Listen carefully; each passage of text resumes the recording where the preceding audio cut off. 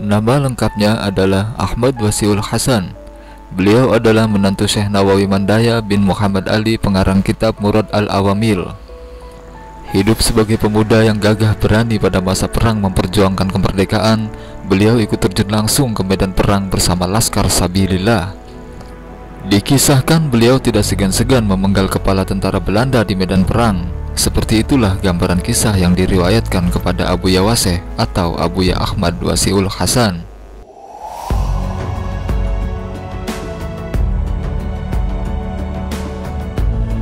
Jiwa yang keras laksana batu karang kemudian beralih 180 derajat ketika beliau menjalani dunia sufi.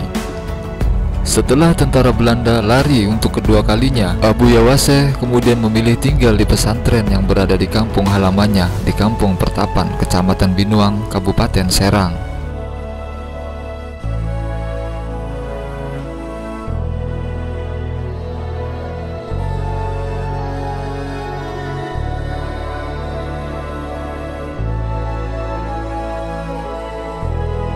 Beliau menjalani dunia sufi bertorikoh Al-Qadiriyah wa Naqsabandiyah.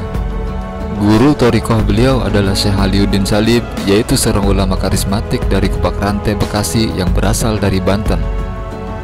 Hari-hari beliau dihabiskan untuk beribadah dan bertaqarrub kepada Allah. Selain setiap hari pula, beliau mengajar pada santri yang seluruh biaya makan para santri itu ditanggung oleh beliau. Beliau tinggal di gubuk bambu kecil di dekat rumahnya. Di tempat inilah beliau mengajar santri dan menerima tamu serta bertawajuh kepada Allah Subhanahu wa Ta'ala.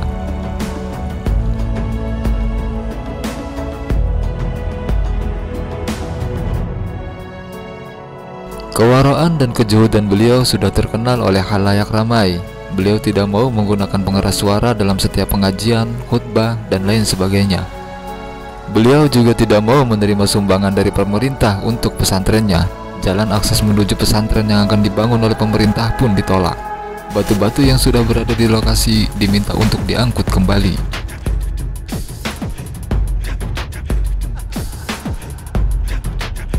Ketika perjuangannya selama perang Sabilillah mendapat apresiasi dari pemerintah dan namanya tercatat sebagai veteran perang, ia menolak untuk mengambil gaji veteran tersebut. Karena baginya, perjuangan membela negara tak dapat diukur oleh rupiah. Dikisahkan pula ketika beliau diundang mendatangi seorang pejabat untuk sebuah alasan yang sangat penting. Ketika beliau pulang, pejabat ini menghadiahkan sebuah mobil mewah. Di tengah jalan, mobil mewah ini dijerumuskan oleh beliau ke jurang. Bagi beliau, hidup di dunia ini tak memerlukan kemewahan.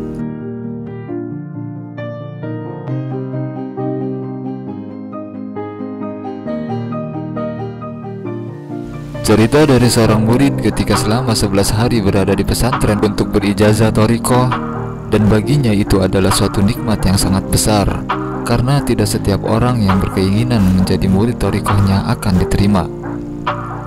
Sang murid bercerita bahwa ia mendapatinya setiap malam selalu merintih di hadapan Allah sampai pagi menjelang.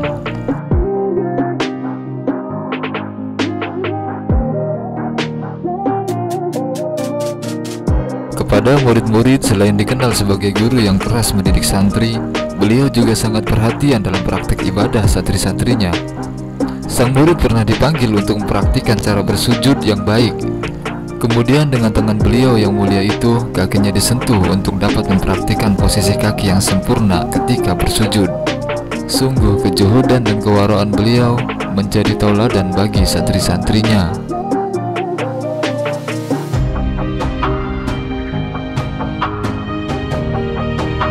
Beliau tidak pernah menerima tamu di atas jam 9 malam, kecuali suatu hal yang sangat genting.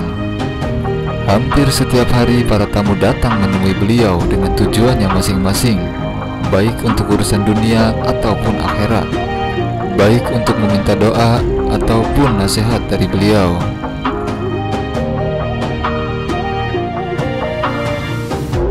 Karena rumah beliau yang sangat sederhana, bila kita duduk di ruang tamu memandang atapnya, tampaklah langit yang biru. Pernah seorang tamu datang kepada beliau karena merasa iba ataupun takdim kepada beliau, ingin membetulkan atap rumahnya. Maka dengan spontan beliau akan tertidur dengan sendirinya, sampai tamu itu tidak membicarakan hal itu lagi.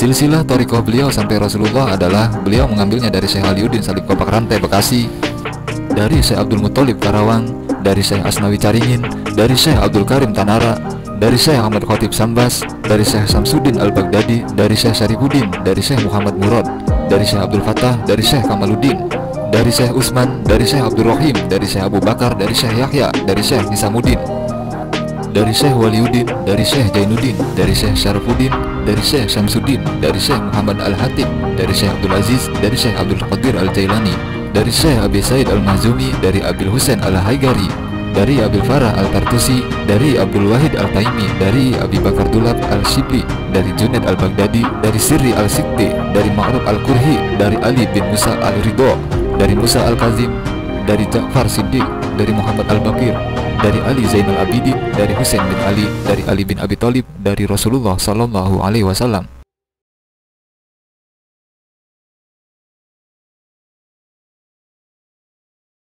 Murid-murid beliau banyak yang telah mempunyai pesantren dan menjalani dunia sufi. Di antaranya adalah Kiai Haji Mufasir Padarincang atau Abuya Mufasir, Buya Burhanuddin Kasemen, Kiai Haji Anjani Bolang, dan lain sebagainya. Bil barokah wal karomah aulia Allah, khususon para guru mursyid radhiyallahu anhu, moga sir beliau selalu tercurahkan kepada para penerusnya, umumnya kepada para muridin juga muhibbin pecinta kesucian jiwa. Wallahu a'lamu bisawab.